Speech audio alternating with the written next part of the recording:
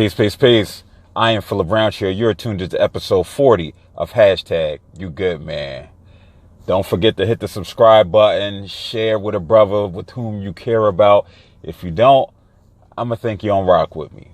So I appreciate you all for tuning in to this week's episode. So this week we're going to have a discussion about the idea of closure, right? And so a lot of times when we think about closure, we automatically jump to intimate relationships, right? With boyfriends, girlfriends, which makes sense because it's one thing where closure and the idea of closure always seems to rear its ugly head.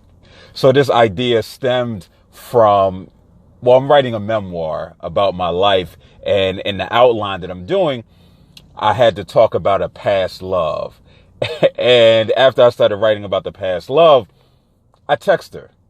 Not because I needed closure, but just because it was just like, hey, I wonder what she's up to. Now, when we talk about past love, we're talking about probably from the years of 18 years of age until 21, 22. Somebody that I courted, somebody that I talk about in my TED Talks, because I ended up going to see my first quote unquote therapist because I was trying to understand her and I's relationship. And which came out of that was something that I use when I go and speak, which was, he told me, in life you change to get something or to keep something. Hence the reason why she always comes up.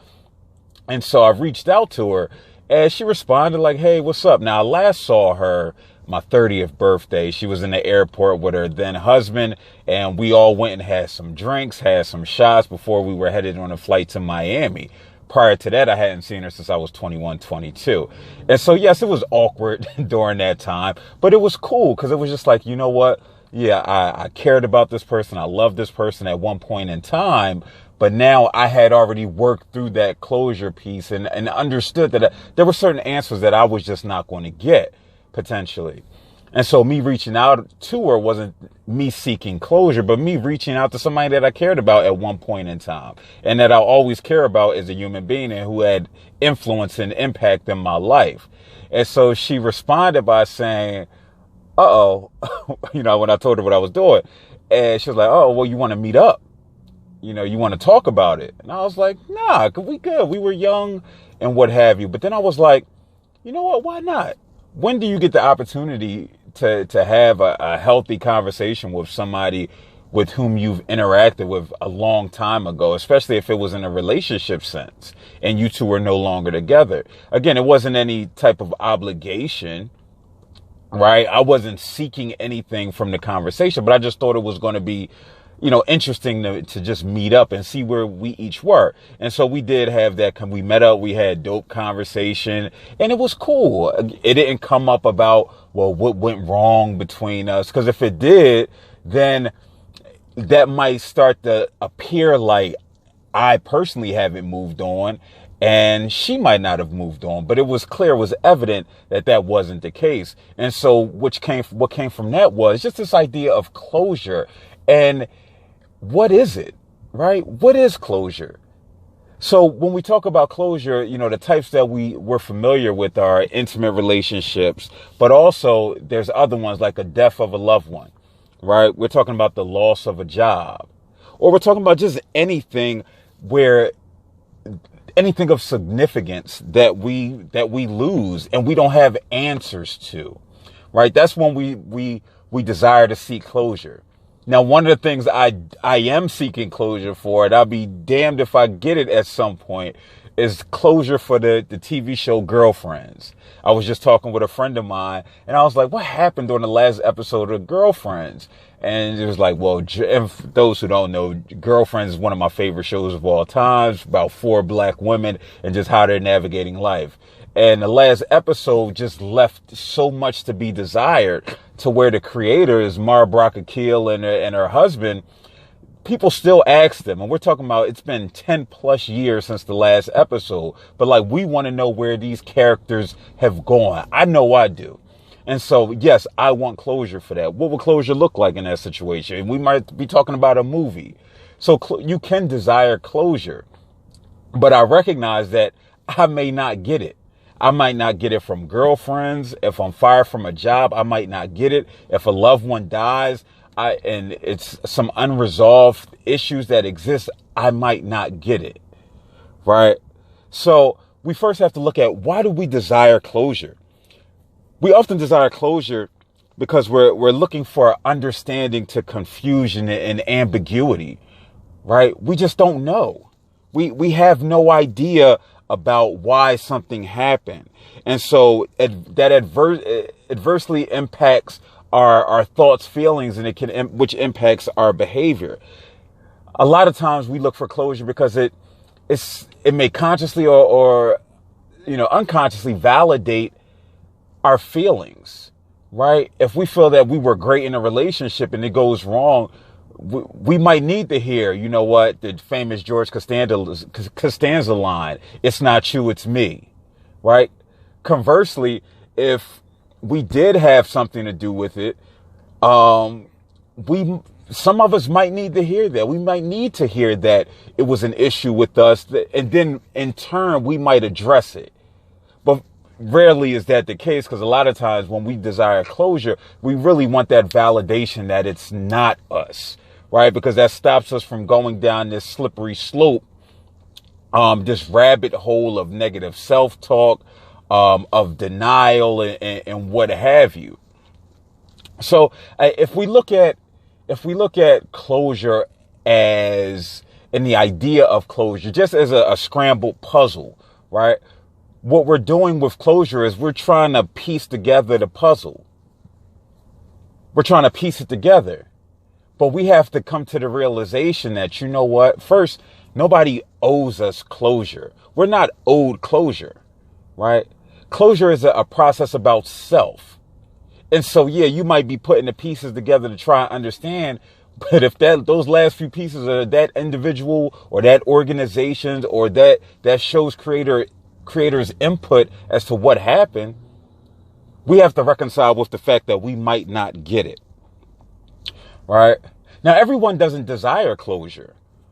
I know I'm somebody who, depending on the situation, and that's why the significance of the situation matters completely. Because if it's a job that I'm not invested in and I get fired, I could care less why I've gotten fired. If I'm dating somebody who I'm not really invested in, they're like, all right, well, yeah, this is over. This isn't working. It's like, all right, peace out. It's like, all right, yeah, that's cool. If it's a show we don't like and just go off the air, we're just watching it because it's a time filler. It's like, yeah, okay. No, it's what it is. So no, everybody doesn't desire closure. And again, the level of significance matters. Sometimes not knowing is safer for the individual, right? If you're looking for closure from an intimate relationship with a boyfriend or a girlfriend, and what could come might be detrimental to your wellness, right? To your wellness quad. They might be critical of you. And so it's like, you know what? I'd rather just not know. I'd rather continue to have this idea of what it was. I'd rather continue to blame you or just blame timing or blame other things instead of being able to take a hard look at myself, right? Because again, we're talking about survival. Some people look at closure as power. And at one point I didn't, but now I look at it as it's a veiled attempt to obtain and control the narrative of our lives. And so I don't begrudge anybody for seeking closure, but again, we have to be okay with not receiving it. Closure might be difficult for some people to deal with. Again, not even necessarily the critique aspect of it. Sometimes you just need to sometimes people want to just leave a situation out there and let the unknown be the unknown, because again, it all goes back to that safety aspect. It's safer, right? And so when we talk about closure, it's important that we discuss how we deal with closure. And so first and foremost, we have to recognize that closure is a process about self. It has nothing to do with anybody else. And it's about how we cope, how we deal with our thoughts, feelings, and behaviors. How are we addressing our physical, spiritual, mental, and emotional quads in navigating those feelings that come with it? So again, we have to understand that we may not get answers to the questions that we have, right? The ambiguity we're often left with has to be okay. It has to be left up in the air. Again, we aren't obligated to give or receive closure. Is it cool? Can it be helpful? For sure. But you have to be in a place to where you're able to receive it, and you have to be open, right? As humans, we're conditioned to feel anxious about the unknown. Think about it. Think about all the things we need answers to, right? Whether it's religion, we need answers to religion and to what happens when we're no longer alive, because it's safer. It's easier to deal with, to knowing that we're going to go to heaven or potentially go to hell, than to think that that's just the end, right? It's just finite. So we're conditioned to seek out closure in every area of our life. We're taught to seek answers instead of just being present. And a lot of times, when we do go on this quest for answers, that does hinder our ability to be present and stay in the moment, right? Because we're often searching for this, this existential reasoning as to our lives, which again, I don't begrudge anybody for doing, but again, we have to have focus. We have to have perspective on the matter. Listen, we have to find healthier ways to cope with closure, or the closure that we may or may not get. And some of those things that help us deal with it is writing. Writing is a very cathartic way. It's a redemptive process, such as, also counseling and talking with a friend. These are all redemptive processes that'll stop the harm that often comes from overanalyzing unhealthy self-critique, which we tend to do when we're trying to seek out answers. And so again, writing is cathartic, writing about your feelings with regards to the situation, because you don't know what's happening on the other end. I don't know what Mara Brock Akil was thinking when she canceled Girlfriends, but if I wanted to write it down, write about, how I felt, write about the highs of the situation, write about potentially certain things I could potentially learn from the situation. Again, this could be from girlfriends, which might be the extreme. You might not want to write about girlfriends, but again, you might want to write a blog post, just your thoughts on the finale, just to get it out. But we're talking about intimate relationship. We're talking about jobs. We're talking about the loss of a loved one. My brother died when I was 17. We had started working on our relationship because he was 24. I was 17. And so it was a gap, but we had started to bridge that gap. And, prior to his death, we had an argument, and that stuck out to me for a long time. I was say, our last conversation was an argument, and now I was left unsettled. But then I had to recognize that, I'm not going to get closure from this situation. So what can I do to work through this? Right? I had to be gentle with myself. I had to show myself grace. I had to show him grace. I had to recognize that argument wasn't reflective of he and I's relationship. Right. And that started to allow me the process of healthy coping, to the point now where it's like, yeah, we argued, that sucker. You know what I mean? That chum, we argue, right? We'll argue again potentially, or we may not. We may not, depending on what happens in the afterlife. But again, that closure that I initially sought, I had to find it within myself. So if anything, if you don't get anything from this, know that it may hurt, but life goes on, and closure you truly get from self. Listen, I appreciate you all for tuning in this week.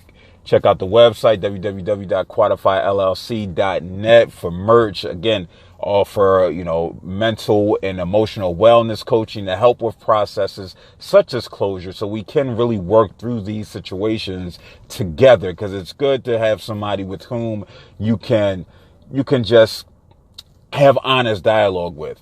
Follow me on the gram and on Twitter, PHIL_Quantify, Q as in Quail, UADEFY. I appreciate you all. Peace.